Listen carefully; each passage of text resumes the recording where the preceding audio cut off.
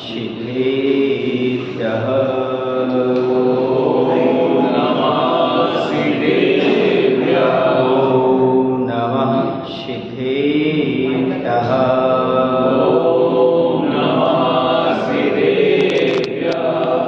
ॐ नमः सिद्धेभ्यः नमः श्रीवर्धमानाय निर्धूतकलिलात्मने सालोकानां त्रिलोकानां यद्विद्यादर्पणायते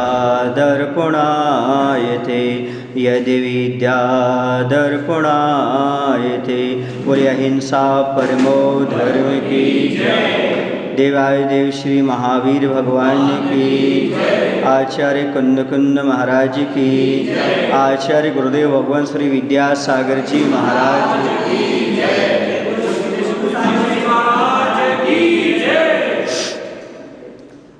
जैन दर्शन में जितने भी महान ग्रंथ, पाठ, स्तोत्र आदि लिखे गए, मंत्र आदि, वह सब प्राकृत या संस्कृत भाषा में है और मूल भाषा को पढ़ने का अपना एक अलग महत्व होता है।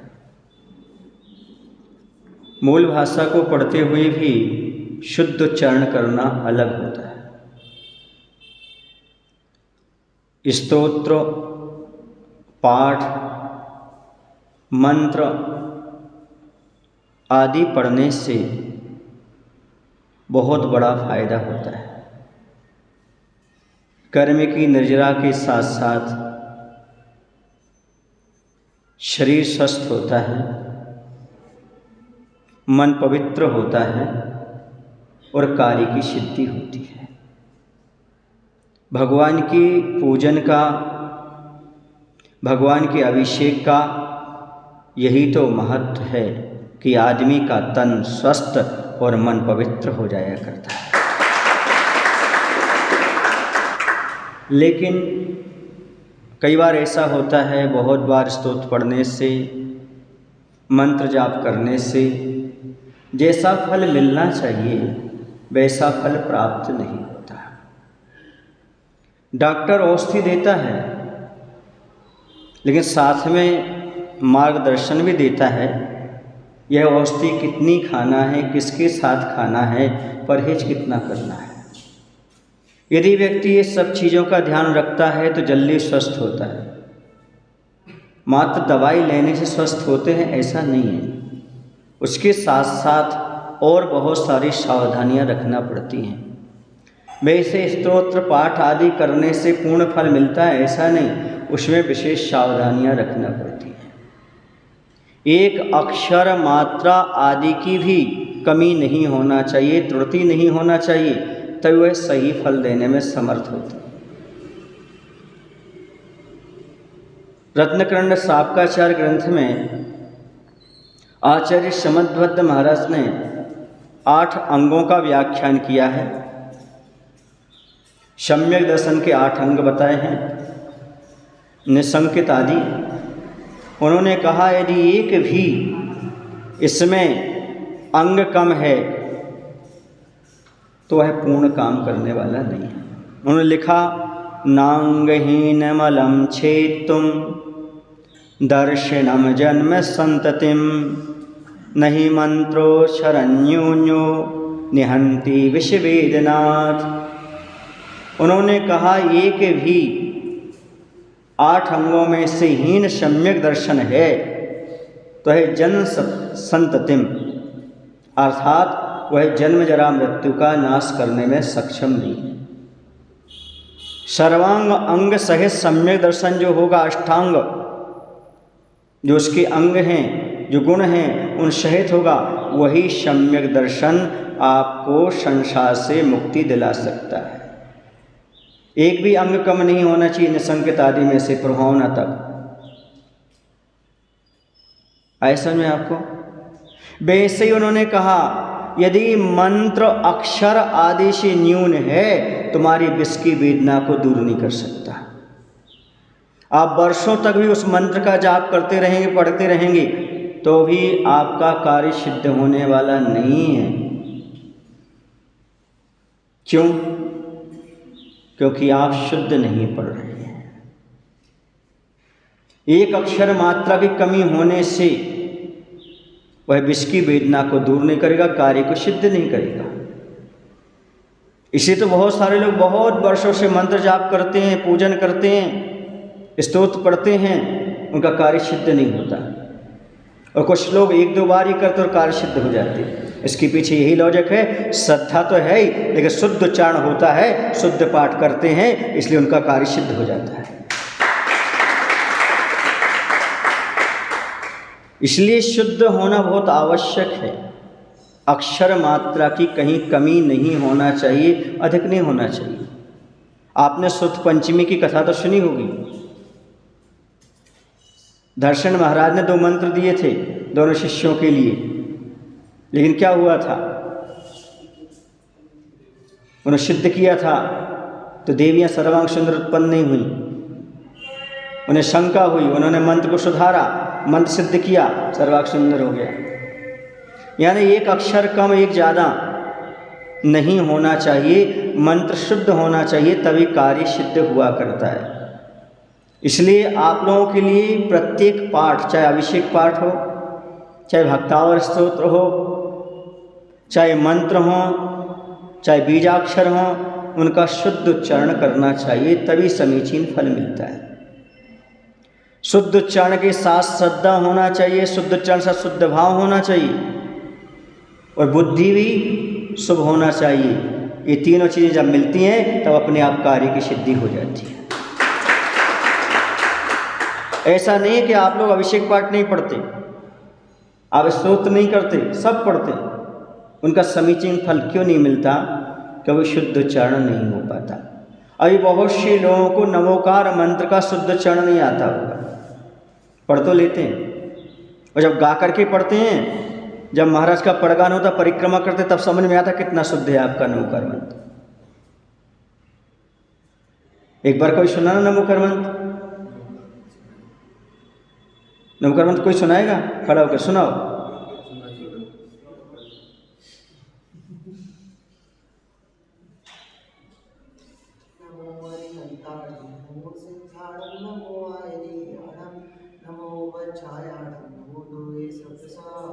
हाँ, एक पॉइंट फिर भी गड़बड़ कर गए। नमो अरिहंताणम, नमो सिद्धाणम, नमो आयरियाणम, नमो वज्रायाणम, नमो लोहे सौवसाहुणम। हा का उच्चारण नहीं आना चाहिए, लोहे नहीं होना चाहिए, लोए, एड़ी का। नमो लोए शब्द नहीं, सौव, वा वजन का है, बाबकरी का नहीं है, सौव साहुणम। कुछ लोग नमो पज्झायाणम ऐसा बोल देते हैं, नमो वज्रायाणम। अच्छे अच्छे बोलते, बड़े बड़े बुजुर्ग, इसलिए कह रहा हूँ। और सिद्धाणम बोलते हैं। प्राकृत भाषा में सा नहीं होता, सा समझते हैं आप? शक्कर का सा नहीं होता, सड़क का होता है। नमो सिद्धाणम, सीटी नहीं बजना चाहिए, सड़क का सा है। ऐसा में तो शुद्ध उच्चारण अपने आप में बहुत महत्व रखता है, उसका फल अलग होता है। तो आज हम अभिषेक पाठ का शुद्ध उच्चारण करेंगे। यदि आपके पास पुस्तक उपलब्ध हो, पुस्तक को देख करके अच्छे से मिला करके उसका शुद्ध उच्चारण करेंगे। उसके साथ साथ ही उसका अर्थ भी समझते जाएंगे, क्योंकि जब तक आप उसका अर्थ नहीं समझेंगे तब तक मालूम नहीं पड़ेगा। आप अभिषेक पाठ तो पढ़ते हैं, क्या पढ़ते हैं आप, क्या कहते हैं आप, क्या कहना चाह रहे हैं, वो आपके अंदर भाव भाषण होना चाहिए। जैसे आप काव्यस्वर करें, किस चीज़ का काव्यस्वर किया आपने, आपको मालूम होना चाहिए। आप भगवान को सिंहासन विराजमान कर रहे, क्या भाव हो रहा है उसमें, आपने संस्कृत पढ़ ली लेकिन आपको भाव ही मालूम नहीं किस भाव से आपने स्थापन किया, उसका अर्थ क्या हुआ, कैसा हुआ, ये सब हमें ज्ञात होना चाहिए। चलिएगा, आचार्य आचार्य मागनंदीकृत आपकी पुस्तक में कितना नंबर पर है? 42 नंबर पृष्ठ पर मागनंदी आचार्यकृत अभिषेक पाठ है, उसे आप निकाल लीजिएगा। और जैसे हम पढ़ते हैं शुद्ध उच्चारण करिएगा, हमारे साथ आप पढ़ेंगे, आपको मालूम मुझे ज्ञात है या मुझे आता है, इस कॉन्फिडेंस में ना रहें। यदि आता भी हो तो कोई बाधा नहीं, एक बार महाराज बोल रहे हैं शुद्ध उच्चारण करने में, सीखने में क्या बाधा है? श्रीमन्नतामर शिरष्टत रत्न दीप्ति,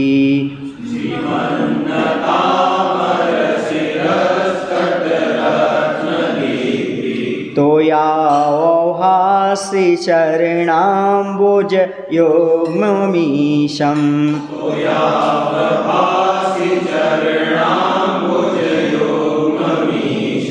अर्हन्ते मुन्नत पद प्रदमाभिनम्य,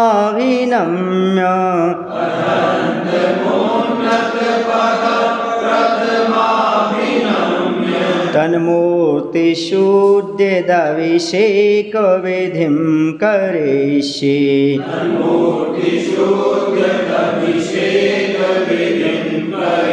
देखिए कई लोग यहाँ पर श्रीमन्नता बोल देते हैं।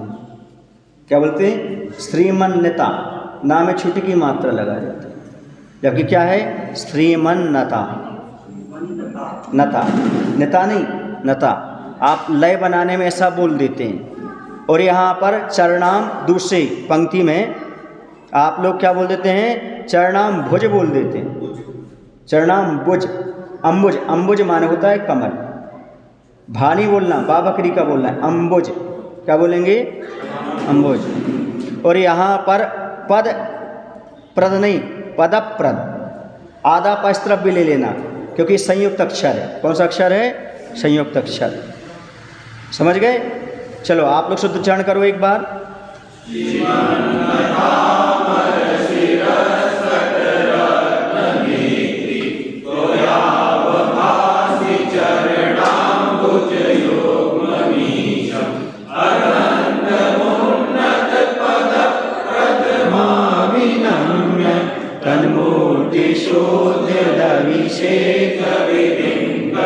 देखिए आपने दवी शेक बोल दिया, दभी शेक बोलना था। दवी नहीं, दभी। दवी शेक नहीं होता, दभी शेक। भा लिखा उसमें, बा नहीं लिखा। दवी शेक नहीं, दभी शेक। हाँ, भा बोलना है आपको, क्योंकि आपको नहीं मालूम पड़ता आप क्या बोल रहे हो, लेकिन सामने वाले को सुनने में आ जाता है। वाह भा, भा बोलोगे तो ओंठ अलग होंगे। भा वाह, समझ में आया ना? तो मालूम पड़ जाता आप शुद्ध बोल रहे हैं क्या शुद्ध बोल रहे हैं। प्रत्येक शब्द का एक उच्चारण स्थान है। तालु से बोलना, कंठ से बोलना, नासिका से बोलना, ओंठ से बोलना, ये मालूम पड़ जाता आप शुद्ध बोल रहे हैं क्या शुद्ध बोल रहे हैं। तो तन मूत शुद्ध दभी सेख विधिम करिष्ये, इसका अर्थ समझेंगे। आया उच्चारण तो शुद्ध आ गया ना? हाँ चलिए तीसरी लाइन, अर्हन्त मुन्नत पद प्रदमाभिनम्य। पदप वो पीछे का पा आधा यहाँ भी आ जाएगा, इसलिए आ जाएगा क्योंकि संयुक्त वर्ण है। कौन सा है? संयुक्त अक्षर। श्रीमन नत अमर सिराह तट रत्न दीप्ति तोय अवभासी चरणम अम्बुज युग्मम ईशम उन्नत पदप्रदम अर्हंतम आभिनम्य तत् मूर्तिषु उद्यत अभिषेक विधिम करिष्ये। क्या कह रहे हैं यहाँ पर? प्रतिज्ञा ले रहे हैं कि श्रीमत माने शोभायमान, नत माने नम्रीभूत हैं, अमर माने देव, देवताओं के शिरा मस्तक, तट रत्न दीप्ति, मस्तक रूपी तट पर स्थित रत्नों की, दीप्ति माने कांति रूपी, तोय, तोय माने जल में, सुशोभित हैं अवभासी चरण, सुशोभित हैं जिनके अम्बुज चरण, अम्बुज युग्मम, जिनके चरण कमल का युगल, दोनों चरण कमल, ऐसे ईशम जो देवादिदेव हैं ऐसे। ये विशेषता हो गई भगवान की। क्या हो गई? भगवान की क्या विशेषता हो गई? शोभायमान और नम्रीभूत देवताओं के मस्तक रूपी तट पर स्थित रत्नों की कांति रूपी जल में सुशोभित हैं, जिनके चरण कमलों का युगल। यानी देवता लोग भगवान को क्या कर रहे हैं? नमस्कार कर रहे हैं। तो उनके जो शोभायमान मुकुट हैं, उनकी मणियों का शीतल जल वहाँ पर क्या पड़ रहा है? कांति रूपी जल, नहीं मतलब शीतल कांति रूपी जल भगवान के दोनों चरण कमलों पर पड़ रहा है। ऐसे देवादिदेव हैं, उनकी विशेषता हो गई देवादिदेव की। अब क्या है, वो क्या करने वाले हैं? जो उत्कृष्ट पद को देने वाले हैं। और कैसे हैं देवादिदेव? उत्कृष्ट पद को देने वाले हैं। अरहंत भगवान को आभिनम्य माने सम्यक रूप से नमस्कार करके, नम्र माने नमस्कार करके, सम्यक रूप से नमस्कार करके अर्थात मन वचन काय पूर्वक नमस्कार करके, गवासन से बैठ करके, कैसे बैठ करके? पंचांग नमस्कार करते हुए। पंचांग नमस्कार समझते हो? गवासन बोलते जैसे गाय बैठती है। विवेक भाई बैठ के दिखाओ यहाँ पर गवासन से कैसे नमोस्तु करते हैं। हाँ, ये गाय का आसन है, गवासन है। अब आप सर नीचे झुकाइएगा, ये मस्तिष्क जमीन में लग जाए तो आपके 8 अंग लग गए, ये 5 अंग लग गए, ये 5 अंग लग गए तो क्या कहलाएगा? ये पंचांग नमस्कार, सम्यक प्रकार से नमस्कार करके। तन मूर्तिषु, उन प्रतिमाओं पर, देखो अब यहाँ पर तन मूर्तिषु माने प्रतिमाओं पर कहा है, भगवान पर नहीं कहा। किसका अभिषेक करना हमें? भगवान की प्रतिमाओं का करना। अभी खुलासा करेंगे, इसका समझा दें। उद्यत अभिषेक विधिम, अभिषेक की विधि को करिष्यते, करूँगा, ये प्रतिज्ञा ली जा रही है, करूँगा ऐसा। अर्थात अब मैं अभिषेक रूपी पुण्य कर्म को प्रारंभ करता हूँ। सबसे पहले इन्होंने कहा, आचार्य महाराज ने, कि सारे के सारे देवी देवता आदि भगवान के चरणों में नमस्ते हैं।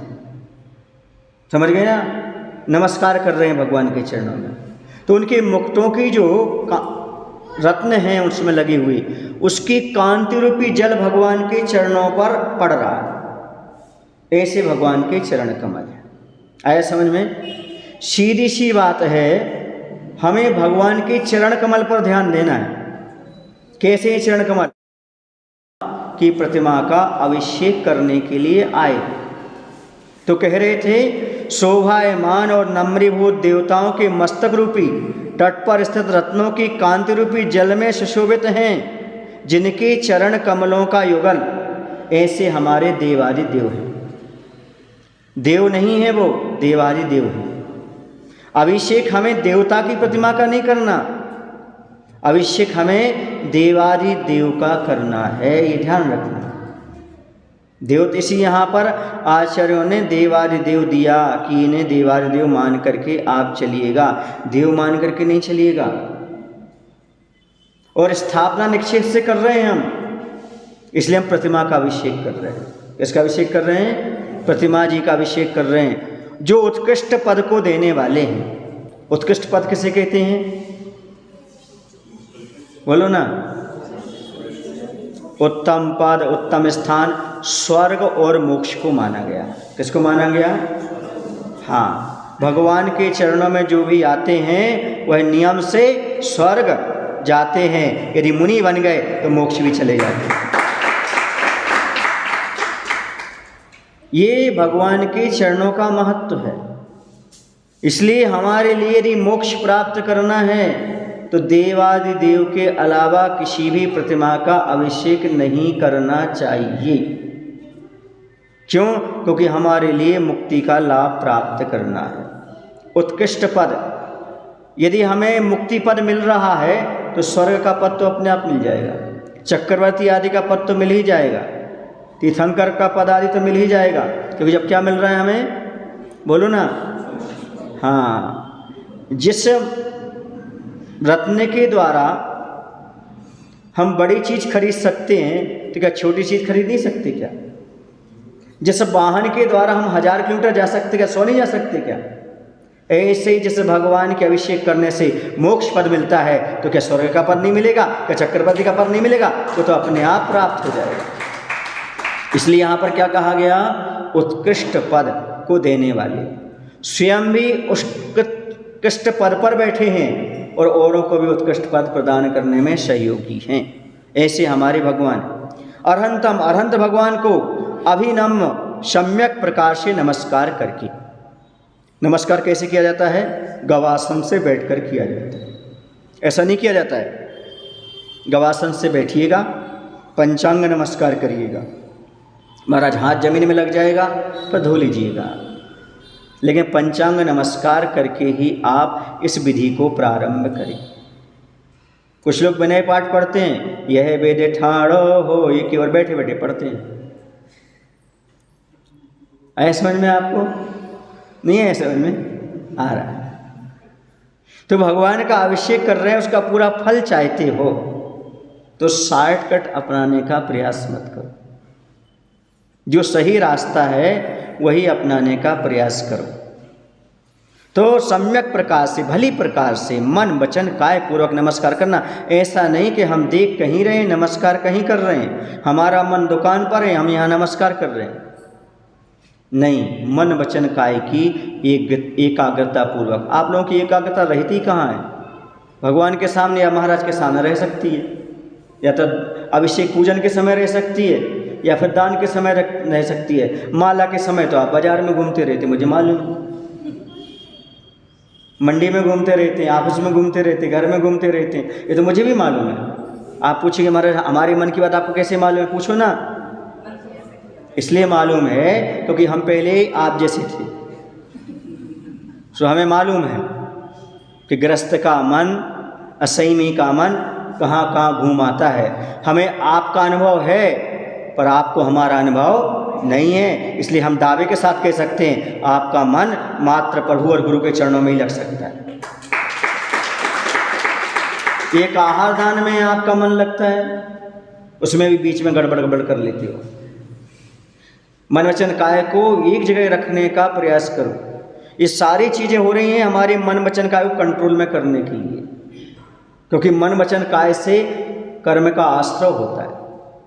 अशुभ कर्म से बचने के लिए शुभ क्रियाओं में लगाया जा रहा है, ताकि अशुभ से बच जाओ, शुभ में आ जाओ और शुद्ध की प्राप्ति का भाव रखो। उनकी प्रतिमाओं पर भगवान का अभिषेक नहीं कर रहे हैं, भगवान की प्रतिमा का अभिषेक कर रहे हैं, ये भी ध्यान रखना।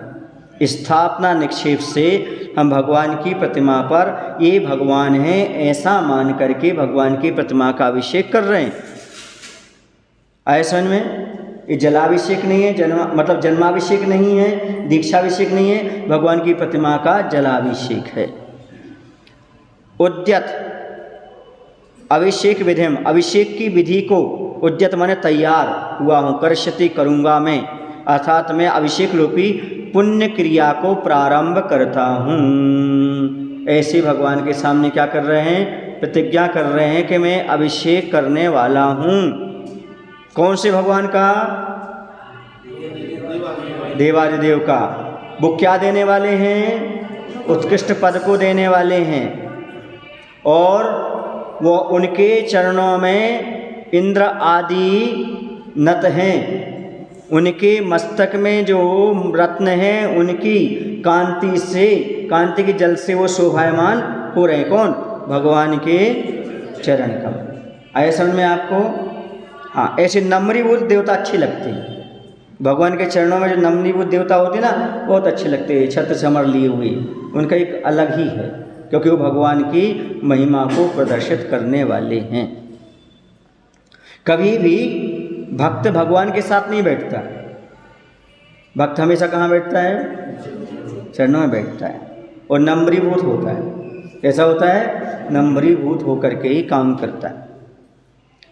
अथ बोलो, अथ पौर्वाणिक देववंदनायाम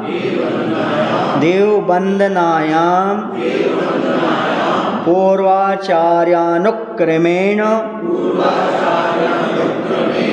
सकल कर्मच्छार्थम भावपूजा वंदनास्तव समेतम स्त्री पंच गुरुभक्ति कायोत्सर्गम करोमि हम भी बोल सकते, कुर्वई हम बोल सकते। कुर्वई हम माने मैं करता हूँ, अहम कुर्वई मैं करता हूँ। इसका अर्थ क्या हुआ? अथ अब, अहम माने में, पौर्वानिक माने होता प्रातःकालीन। पौर्वानिक माने प्रातःकालीन देव वंदना की बेला में। देव वंदना समझते कैसे कहते हैं? वंदना, स्तव, भक्ति, पूजा, उपासना, इन सब के मायने पता है आपको? वंदना कैसे कहते हैं?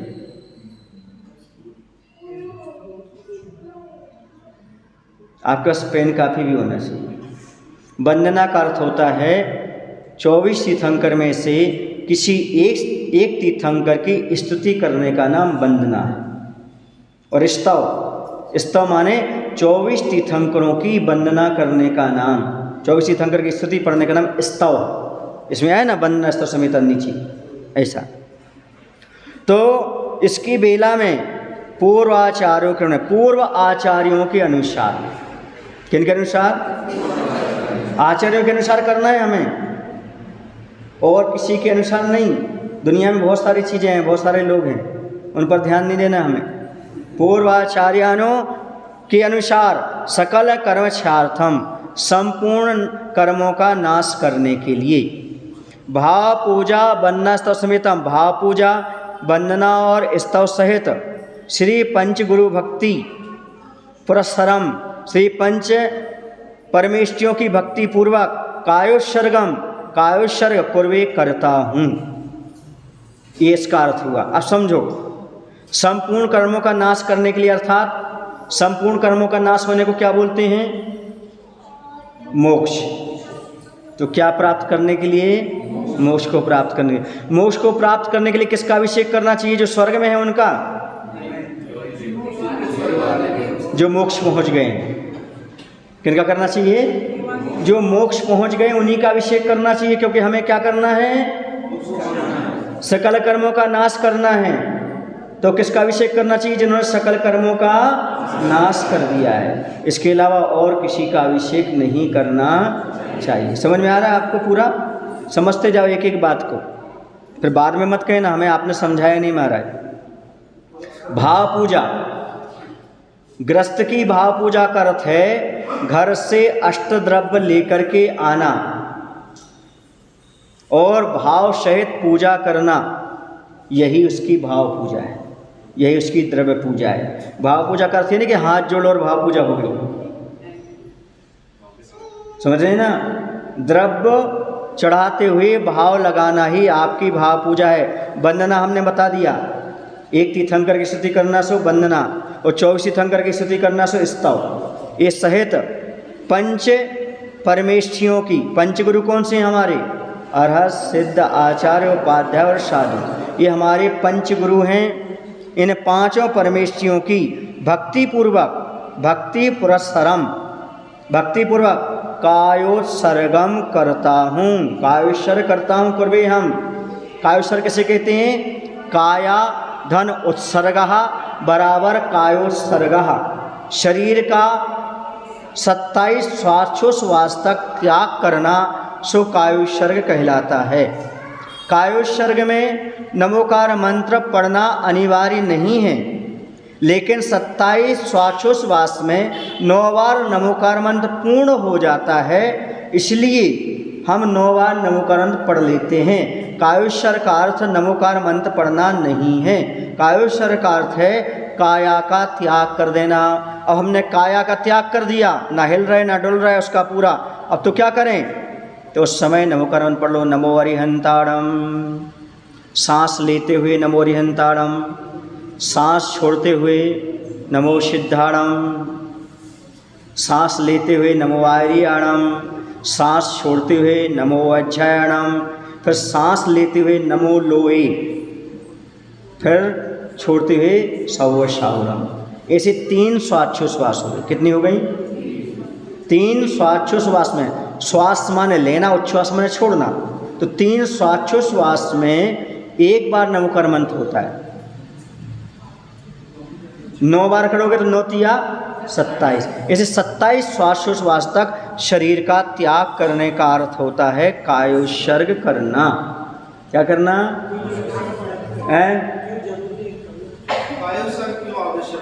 क्योंकि हमारे शरीर के माध्यम से ही दोष लगते हैं, कर्म का बंध होता है, इसलिए शरीर को हम बांध कर रख रहे हैं, इसका त्याग कर रहे हैं ताकि हमारा मन स्थिर हो सके और कर्म की निजरा में साधक हो सके।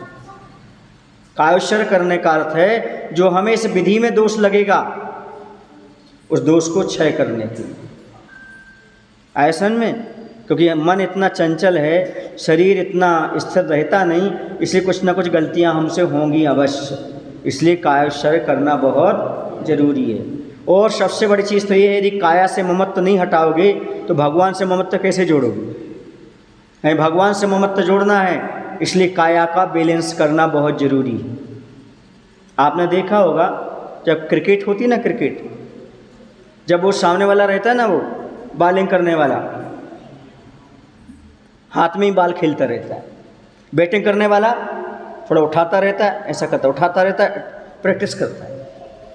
क्या करता है? ऐसे ही आपको भगवान के रूप में, भगवान के स्वरूप में ध्यान जाए, इसलिए अपना ध्यान कहाँ से हटाना है? शरीर से हटाना है।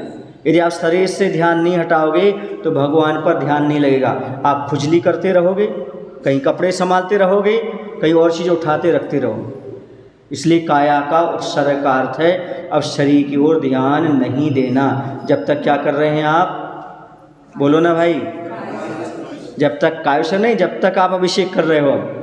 अब काया से, काया के संबंध रखने वालों से, अन्य चीज़ों से निवृत्त हो जाइए। अब आपका संकल्प हो गया, जब तक अभिषेक नहीं होगा तब तक मैं इस परिसर से बाहर जाने वाला नहीं। आया समझ में? अब चलिएगा,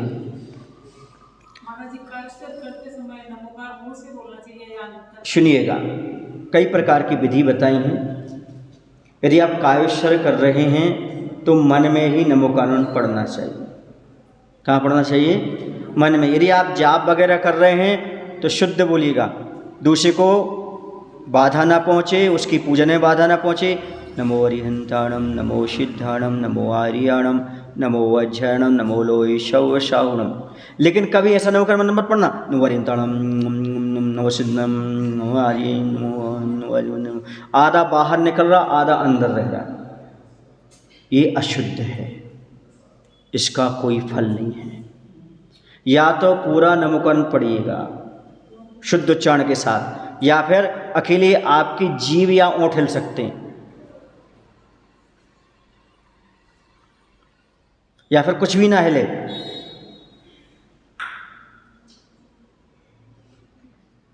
लेकिन जो आधा शब्द बाहर निकलता है, आधा अंदर रह जाता है, वह कोई विधि नहीं है। या तो शुद्ध उच्चारण करो या फिर अपने मन में करो, तभी आपको उसका फल प्राप्त होगा। आया समझ में? चलिए, यह कृत्रिमास्तदितरः प्रतिमाजिनश्च,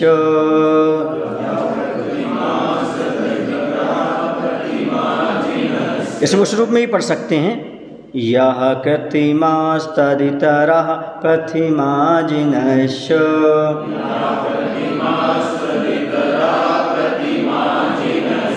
संस्थापयन्ति पुरुहूतमुखादयस्ता,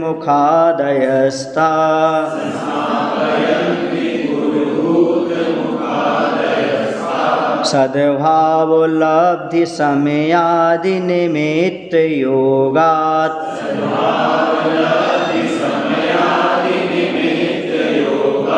तत्रैव मुज्ज्वल धिया कुसुमं क्षिपामि।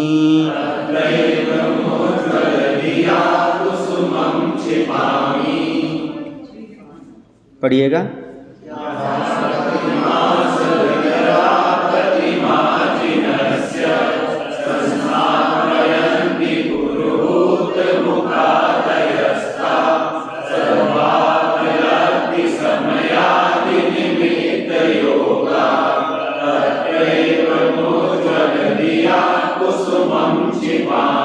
यहाँ पर कुसुमम नहीं, कुसुमम, कुसुमम।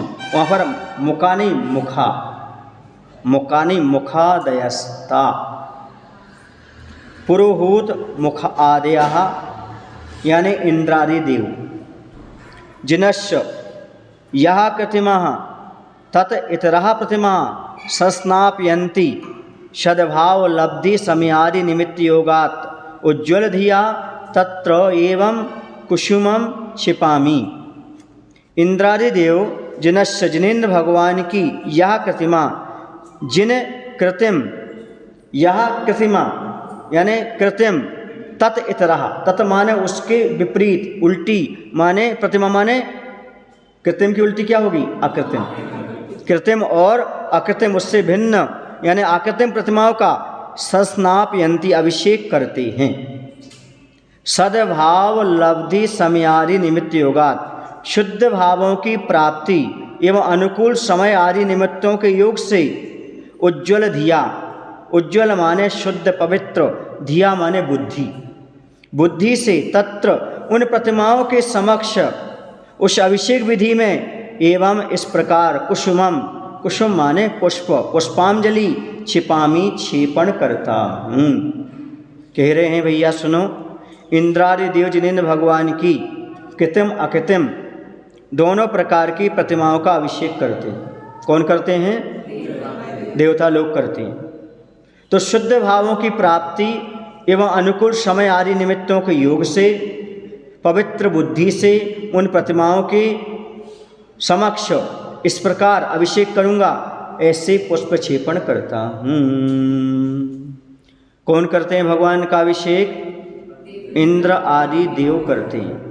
उनके पास कृत्रिम प्रतिमाएं भी और अकृत्रिम प्रतिमा भी, उस सब का उनको सौभाग्य प्राप्त हो जाता है। आप लोगों को अकृत्रिम प्रतिमाओं का सौभाग्य तो प्राप्त नहीं है, लेकिन कृत्रिम प्रतिमाओं का अभिषेक करने का सौभाग्य प्राप्त है। देवता लोग क्यों करते हैं? उनका उद्देश्य भी यही होता है, हमारे परिणाम शुद्ध हों, विशुद्ध हों। वह विशुद्ध भावों की प्राप्ति के लिए ही करते हैं। हे भगवान, मैं आपकी प्रतिमा का अभिषेक ऐसा इसलिए कर रहा हूँ, एक दिन ऐसा आएगा मेरा भी सुमेरु पर्वत पर जाकर के अभिषेक होगा। क्योंकि ये सब अभिषेक पाठ पूजन आदि जो होते हैं वो सम्यक दर्शन की उत्पत्ति में कारण होते हैं। यदि सम्यक दर्शन आपके पास है तो उसकी वृद्धि में कारण होते हैं। और तीर्थंकर प्रकृति का बंद करने में दर्शन विशुद्धि मुख्य है। 16 कारण भावना में कौन सी है?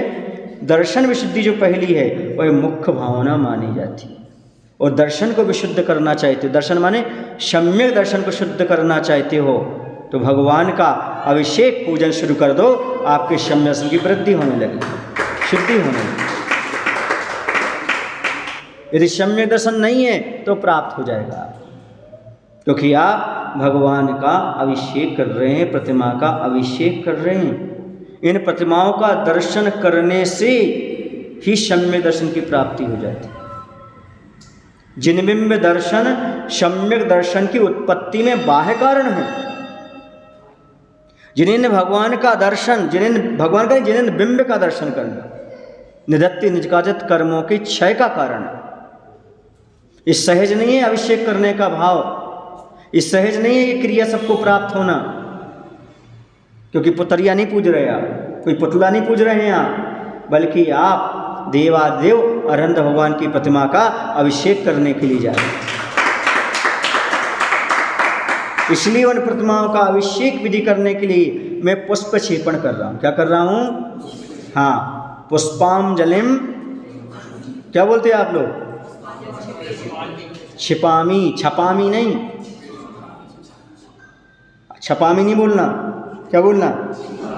छिपामी, यानी क्षेपण करता हूँ। क्या करता हूँ? क्षेपण करता हूँ। श्रीपीठ क्लप्ते, इसमें एक चीज और है।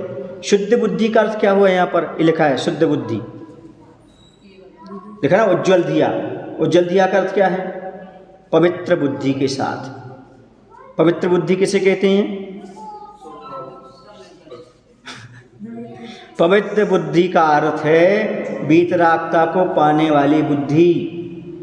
कौन सी बुद्धि हमारी? राग देश नहीं चाह रही हमारी बुद्धि। जो राग देश में लगी है उसे उज्ज्वल बुद्धि नहीं कहा। जो बुद्धि वीतरागता को पाने में लगी है उस बुद्धि की सराहना की जा रही है। वो बुद्धि जो आत्रोत ध्यान से भी दूर है। कौन सी बुद्धि? बोलो ना। जो अभी घर गृहस्थी का और भी शरीर की पीड़ा आदि का इन सब का ख्याल नहीं कर रही, वो बुद्धि मात्र वीतराग भगवान के स्वरूप का चिंतन में लगी हुई है। ऐसी बुद्धि से हम क्या करना चाहते हैं? अभिषेक। आप लोगों की बुद्धि और कहीं लगी हो तो वो अभिषेक का महत्व नहीं है। उस बुद्धि को क्या बनाओ? पहले उज्ज्वल बनाओ, शुद्ध बनाओ उस बुद्धि के लिए, क्योंकि राग देश में लगी बुद्धि उज्ज्वल नहीं मानी जाती। वीतरागता की उपासना में लगी हुई बुद्धि का हमें पुत्र हो जाए, हमें ऐसा हो जाए आदि आदि कामना नहीं। उस समय मात्र हमारा शुद्ध भाव यही है। आत्र और ध्यान से बच करके हम अभिषेक कर रहे हैं। श्रीपीठ क्लिप्ते विशदार्थ तो घई हैं, क्या कह रहे? उसकी आवश्यकता नहीं, समझ गए ना? जिसकी आवश्यकता है वो पढ़ा दे रहे हैं। श्रीपीठ क्लिप्ते विशदाक्षितो हई श्री प्रस्तरे पूर्व शशांक कल्पे श्रीवर्त के चंदमसीति वार्तां सत्यापयन्तीं श्रीमां लिखामि।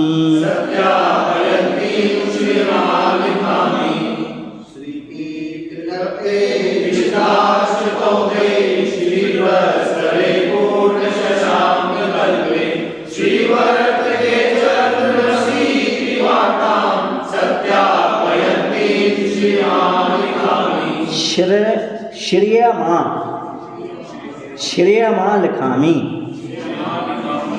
हाँ, श्री पीठ क्लिप्ते माने श्री माने शोभायमान, पीठ माने चौके पर, विशद अक्षत ओघे। विशद का अर्थ मात्रा भी होती है, विशद का अर्थ पवित्र भी होता है। पवित्र अक्षत औघे, औघ माने होता समूह।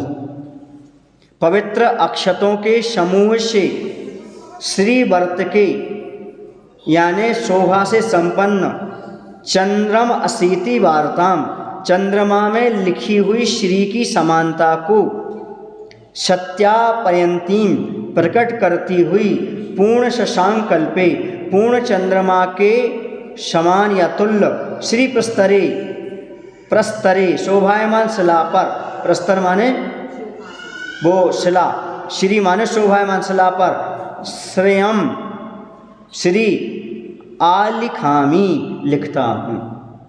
क्या कह रहे हैं? शोभायमान चौके पर पवित्र अक्षतों के समूह से। आप लोग किससे लिखते हो? हाँ, पर यहाँ पर क्या लिखा गया है? पवित्र अक्षतों के समूह से शोभा से संपन्न चंद्रमा में लिखी हुई श्री की समानता को, पर ये विशेषता दी, उसमें उपमा दी है, प्रकट करती हुई पूर्ण चंद्रमा के तुल्य शोभायमान शिला पर, पूर्ण चंद्रमा के समान गोल शिला पर क्या करना? श्रीकार लेखन करो। ओम ह्रीम अर्हम श्रीकार लेखनम। बोलो ओम ह्रीम, ह्री नहीं ह्रीम, अर्हम श्रीकार लेखनम करोमि। यह पढ़कर जिस चौके पर अभिषेक करने का संकल्प किया है ना, उस पर उज्ज्वल अक्षत बिखेर कर बीच में श्री लिखें। क्या लिखें? बीच में श्री अक्षर बिखेर करके श्री लिखें। आज इतना ही पर्याप्त। बोलो महावीर भगवान की, आचार्य विद्यासागर जी महाराज की।